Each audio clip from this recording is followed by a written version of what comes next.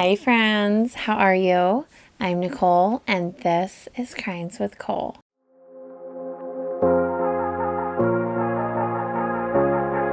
So hello, how are you guys doing? I hope you all have had an amazing week and are ready for the weekend. Oh gosh, do I have a case for you today? If you haven't heard of this, it's wild. Sarah was a mother of 6, doing it all on her own. Packing lunches, doing laundry, putting supper on the table, making sure homework is done, doctor's appointments, parent-teacher conferences, all of it. She truly was an exceptional mother from the outside looking in. And her brother Brandon came over and helped constantly. He was like the perfect uncle you could have ever asked for, giving her children the father figure they never had growing up. Until one day, Sarah and Brandon's dark secrets were starting to come to the surface, and they were bound and determined to do whatever it took to keep them hidden. This is the case of Sarah Barres. Sarah was born in 1984 and grew up in a city called Sheffield in the UK. She was one of 5 children, all of which had different fathers, and none of the fathers were involved in their lives. They all lived with their mother, who had different men in the house all hours of the day and night. There were no rules, and it was complete chaos. There was no bedtime, there was no supper time, no school time even. If the kids didn't want to go to school, they didn't have to. They just literally did as they pleased because Sarah's mom was busy doing what she pleased. She was very much so into drinking and doing substances and having a very wide variety of men at her house, a number of which took it upon themselves to be inappropriate towards Sarah when she was just a young child. Child Services caught wind of this and ended up taking the children from their mother and placed them in the child care service system, where Sarah ended up enduring even more abuse. And for the next couple years, all the kids just bounced from house to house until finally they landed back with their mother some way, somehow. At this time, Sarah was 9, making her brother Brandon 13. The two of them started to become very close. I'm not sure if they were together through all of those years while they were in the care system, but for whatever reason, the two of them became extremely close. But Brandon was sort of like a little shithead. And I mean that kindly. He just was mean. He was rotten. He was all the time causing fights. He would randomly attack his siblings. I mean, he was just a bully and a troublemaker and just aggressive. Sarah, on the other hand, she was quiet and shy, very reserved, and even caring towards her siblings. And Sarah started looking up to Brandon, which turned her into a completely different person. She became angry and mean, really aggressive. She would love Brandon beating up their siblings or other little kids. I mean, she got enjoyment out of it and would just stand there and giggle while her brother's kicking the crap out of some kid or their sibling. And Sarah now started attacking other kids randomly too. She turned into Brandon is what she did. The two of them loved horror movies. Anything with blood, guts, and gore. I mean, their favorite movie was Nightmare on Elm Street. Freddy was their idol. That's how much they loved horror movies. Then the two of them developed this desire to harm animals. They would find bird nests in the neighborhood and bash the baby birds' heads in with rocks or other hard objects. There was a time where the two of them had decided they wanted to kill the family pets, which were mice. So they confined them in an area, released them from the cage, and as they ran rampant, Brandon and Sarah will go and stomp on them. It's like it was like the movie Purge, but with mice, killing for the thrill. Their siblings described them as little psychopaths. But I guess I would say that too if I watched my brother and sister stomp our pet mice to death. Over the next few years, that's how Brandon and Sarah's relationship was. They were extremely close and extremely aggressive towards everyone and everything. The household life was no better. Their mom still did not care. She continued to have her men in and out of all hours of the day and night, which resulted in sexual abuse continuing for Sarah. There were no rules still. Their mom always was drunk or high, and Sarah and her siblings were in and out of the system for the next 5 years. At the age of 14, Sarah had returned back to living with her mother full time, as well as the other children.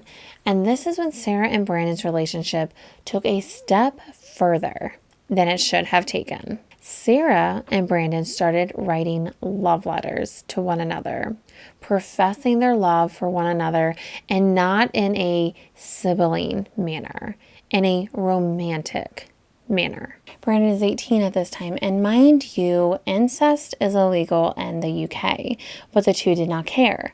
They continued writing love letters to one another, and shockingly, when their mother found out, she actually cared and said something to social services. No one cared though. Nothing was done. So that continued on for a couple years, which brings us to Sarah now being 16 and Brandon being 20. In the UK, the legal age to consent is 16. This is when their relationship turned sexual, and it continues like this for years. Why they never thought to explore the option of someone else, I don't know, but they became very infatuated with one another, almost inseparable. Like when you first find the one you think is your soulmate and you just want to like breathe the same air as them, that's how Brandon and Sarah were.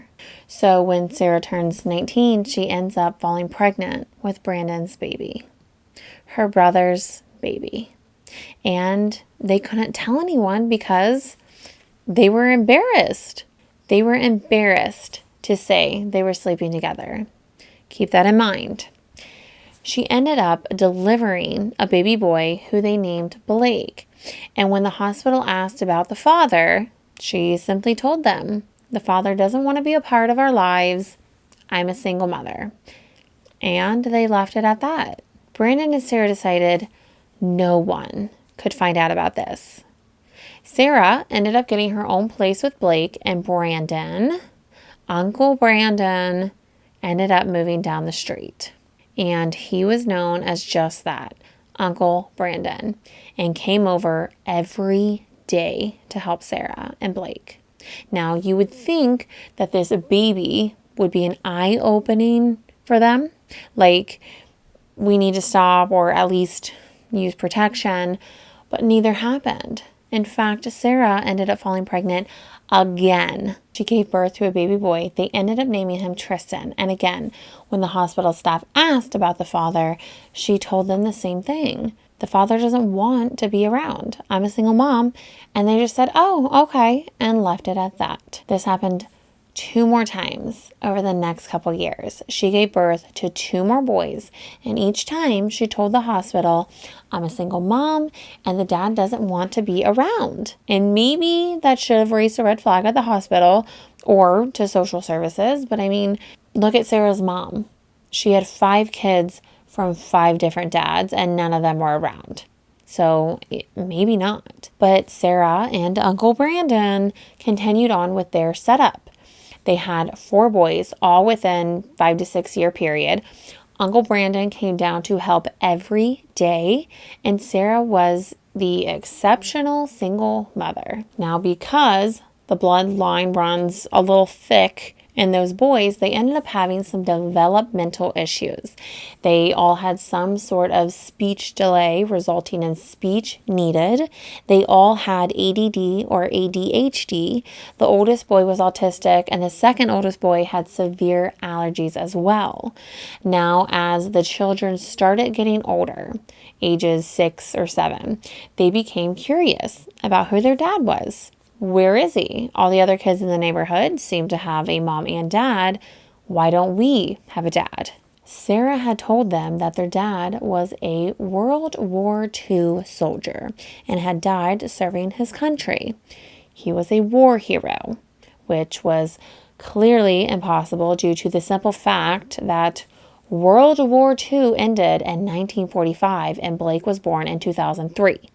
The kids, they don't know that. They don't think that deep into it. They just hear their dad is a war hero and died in the war. Brandon continued to come over every day at 7 a.m. on the dot.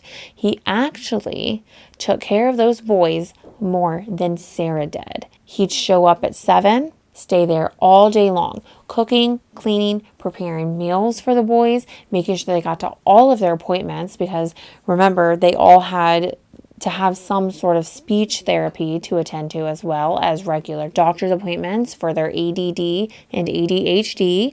It was Brandon who did it all. He even had waited on Sarah hand and foot, like literally would do anything she asked. Would bring her food, do her laundry, rub her feet. Their family thought this entire setup was kind of strange, especially for Brandon to be over there that much. Every day seemed a bit excessive, maybe once a week if she really needed it, but they didn't say anything about it. They also found it so strange how Sarah had those 4 boys back to back. They all had the same father, yet the father didn't want to be in the picture. He was okay being around long enough to get her pregnant, but not to take care of his kids. She told them all he was just some guy she knew and was basically a sperm donor.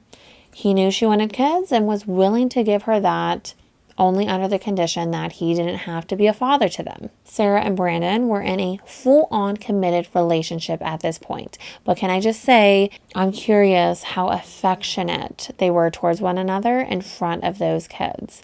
Because their relationship was still a secret to everyone. Yet they keep having babies.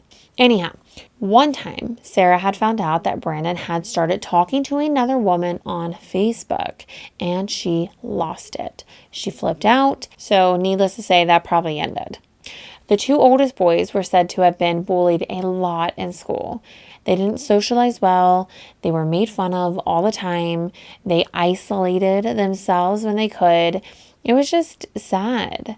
It's sad when any kid has to go through that. And it was said that Tristan, the second oldest, had a temper like his dad, Uncle Brandon, and that he would take his anger and rage out on his younger brother. But one time Martin, Sarah and Brandon's brother, had came over to visit and saw Brandon grab one of the boys when they were 3 or so and drag him across the concrete. And this really concerned Martin. So he reported it to social services, but nothing was ever done. As the years went by, they continued on with their setup until one day, Sarah got the brilliant idea that she wanted another baby. They're now in their 30s. Blake has got to be approaching 12 or 13, so he's clearly old enough to catch on and be observant, and Sarah wanted a baby. So her and Brandon had another baby, another boy, but Sarah wanted a girl. So she convinced Brandon, let's try one more time, and they did. Except they ended up getting another boy. Now they have 6 boys, and no one has speculated anything. They never even put together how Sarah and Brandon had a rather close relationship when they were younger, and how he is over there every day, all day. So now the children are 14, 13, 12, 11, 3, and 7 months. Blake loved football and wore his heart on his sleeve a lot. He loved making people smile, and Tristan was just a sweet, kind little boy. He was very expressive and lovable, yet had a mischievous side to him. But in 2018, the 2 boys started to become a concern, as it was becoming apparent that they were having behavior issues. Over a 12 to 18 month period, the 2 were constantly getting in trouble having social services called on them. Social services had visited their house 13 times in that time period. During all of this, it was discovered that the boys had a huge obsession with online pornography. They would access it anytime they could, regardless of where they were, home, school, a friend's house, it didn't matter. And Sarah tried to stop this. She took devices away, banned the internet usage at home. The school had even put a ban on the boys using the internet at school, and yet that did nothing. Social services suggest that Sarah have an open door policy with the boys, where they had to have their bedroom door opened at all times. I would have suggested just remove the door policy, so they have no choice but to have it open. But it was a very bad obsession. It was also discovered that Blake, the oldest one, was having sexual forced conversations with strangers online. And these strangers were asking him for nudes. He's 14 at this time. Sarah was very upset when she found out about this, but on top of that, the boys were becoming extremely aggressive and violent. They were constantly getting into fights at school. They were still getting bullied pretty bad. And the way they dealt with this was to fight. They became obsessed with horror movies and loved watching anything to do with violence. And they became extremely aggressive towards their siblings. Is this reminding you? Is it starting to remind you of somebody like their father and mother? There was a time Blake decided to steal his aunt's car and take it for a joyride. And Tristan started carrying a knife to school now. But the concern wasn't that Tristan would use it on someone else, but rather himself, because he was having a lot of suicidal thoughts. He had even told his mom once that he wanted to take a knife and plunge it through his heart. Sarah reported this to social services, and they gave him a mental health assessment and created an entire care plan for him to help him. But that wasn't helping his sexualized behavior that seemed to be increasing. Blake and Tristan both started to spy on their younger siblings in the shower. They would have these in-depth sexual conversations with them. And remember, they're 14, 13, 12, 11 at this time. And Tristan would constantly always ask his younger siblings to sit on his lap. It really concerned Sarah, and she reported every time something happened. She reported how Blake wanted Tristan to masturbate him.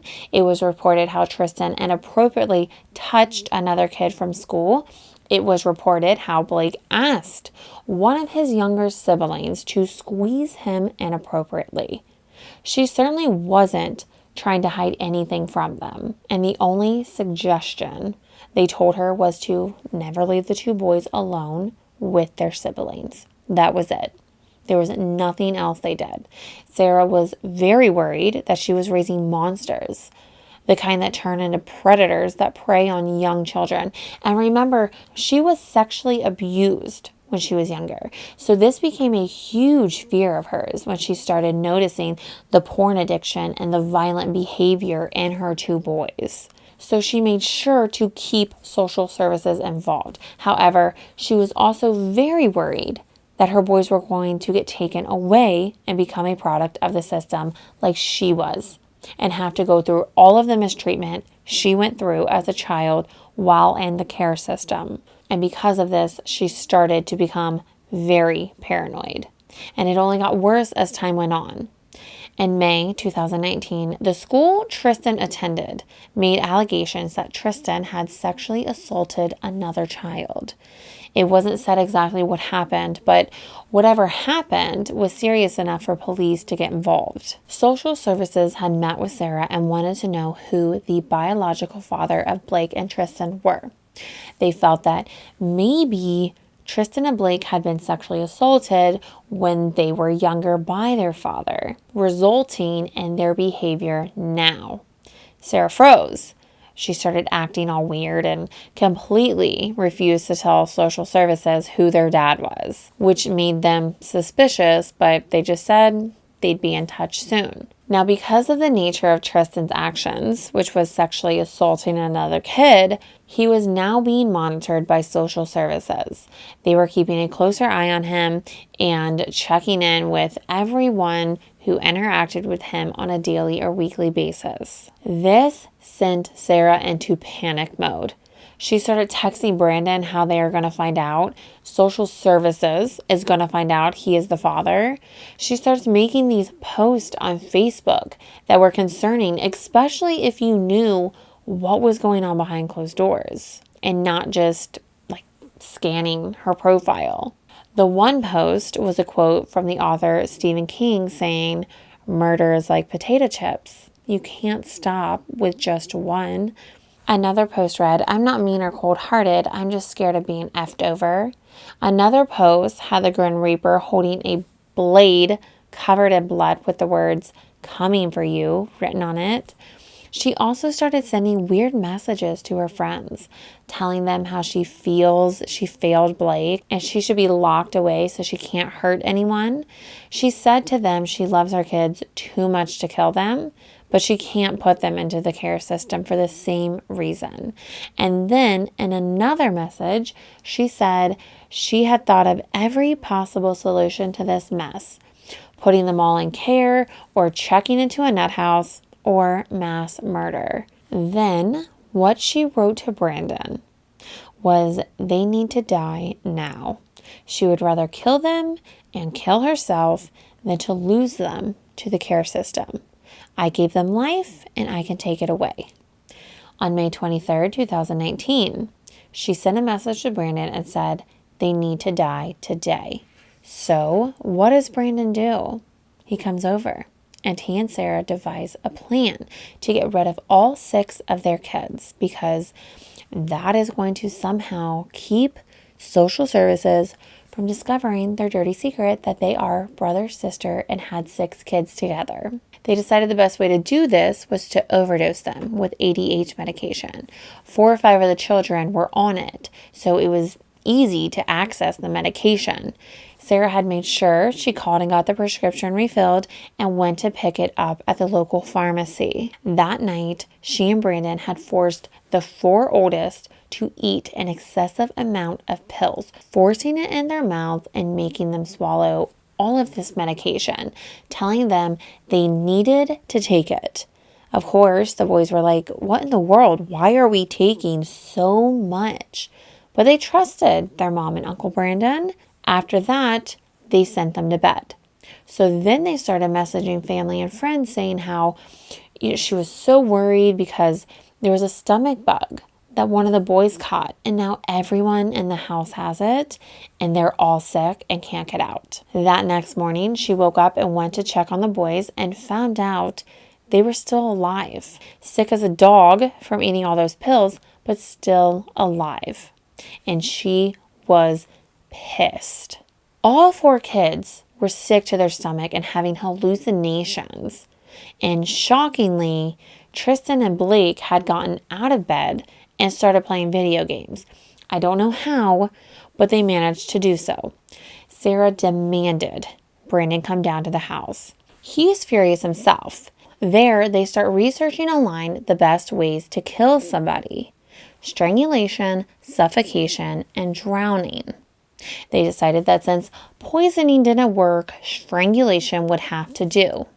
The 2 of them walked into the boys' bedroom. Sarah pulled out a dressing gown cord, wraps it around Tristan's neck, and starts strangling him. As he's struggling to fight her off, screaming and kicking, Brandon is over there in disbelief, like, what is going on? Looking at his Uncle Brandon, asking him, why is Mom trying to kill Tristan? I mean, can you imagine? 3 long minutes, she held that cord around her little boy's neck as tight as she could. This is when Brandon just walks up to Blake, wraps his hands around Blake's neck, and starts strangling him. When they were finished, they had placed bin bags over the boys' heads and left them lying there on the bedroom floor. But they still had 4 more kids. The two then go into the bathroom and fill up the tub. They brought the third oldest child, who is 12, in there and decided to drown him. He kept kicking and screaming, using all of his strength to keep his head from being dunked under the water, crying, asking his uncle, "Why are you trying to kill me?" every time his head came out of the water. I don't know what happened, but this attempt failed. I don't know if Brandon had a second thought that maybe they should stop or what, but they did not end up successfully drowning their third oldest child. Sarah begins to panic at this point because she realizes that she isn't going to get away with murdering all of her children. This is when she decides that she's going to put all of the blame on Brandon. Yeah, Uncle Brandon. She grabs the 4 remaining children and barricades herself into a bedroom with them. Mind you, the one she just tried to drown. So he's confused and scared, not to mention he and the brother right beneath him in age still feeling the effects from the pills that they were overdosed with. Sarah grabs her phone and starts making a note on it at this time. The note read, "Brandon is the father of all of my kids. The pills didn't work, so he had me kill Tristan, and he killed Blake. I'm sat here with the others. He's going to kill them, then me. He tried to drown the third child. It's not working. I'm so scared." She then texted her friend and said, "He's trying to kill us. Blake and Tristan are dead." Thankfully, the friend had alerted authorities, and by 7:45 in the morning, 15 cop cars had swarmed in front of their house. There were 4 ambulances and even helicopters flew over their house. The police bust in the house and find Brandon just sitting there on the couch, like none of this chaos was going on. They found Sarah barricaded in the bedroom with the 4 kids and asked where Blake and Tristan were. She said they were at the neighbor's house. But when the police officer looked at the other little child, they had made this swipey motion with their finger across their neck, indicating that the boys were dead. And Sarah smacked her hand away and said, don't do that." The police officers had found Tristan and Blake, removed the bags from their head, and by the grace of God, they were still alive. They rushed them to the hospital, but sadly, the 2 didn't make it and passed away only 12 minutes after arriving to the hospital. Sarah and Brandon were arrested, and the other children were taken to the hospital to be examined. The 2 oldest of those 4 were in pretty bad shape, having side effects from the pills still, but they ended up making a full recovery. And the 2 youngest were unharmed, thankfully. And when the police came in to talk to Sarah, she had a piece of paper with funeral arrangements written on the top. She just killed her 2 kids and now has the audacity to plan their funerals. But when they questioned her, she told them Brandon did it all. It was all Brandon. She told them that Brandon was really their father, that their brother's sister and Brandon coerced her into this plan to murder all of their children to keep the world from knowing their brother's sister. And she kept saying over and over again, she would rather see her kids dead than in the care of the care system. Now, when Brandon was questioned, he told them the truth. He told them how he and Sarah both were planning to carry this out. They both thought it up and carried it out together. But he said the reason he killed his kids was because of the sexual allegations against them. He said he was so angry that he wanted to strangle the life out of them. Was it really to keep the relationship a secret? Or was it because Sarah was scared of them going into the care system? Or was it because Brandon was so angry? We don't know why they really wanted their kids dead.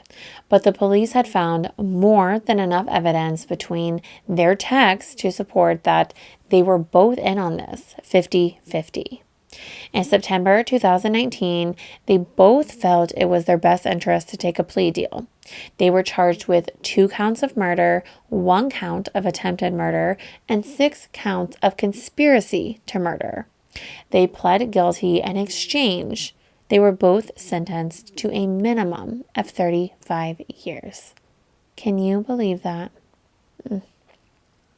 But that is all I have for today, so you'll have to let me know what you guys think. And until next time, please remember to be safe, and I will see you then. Bye.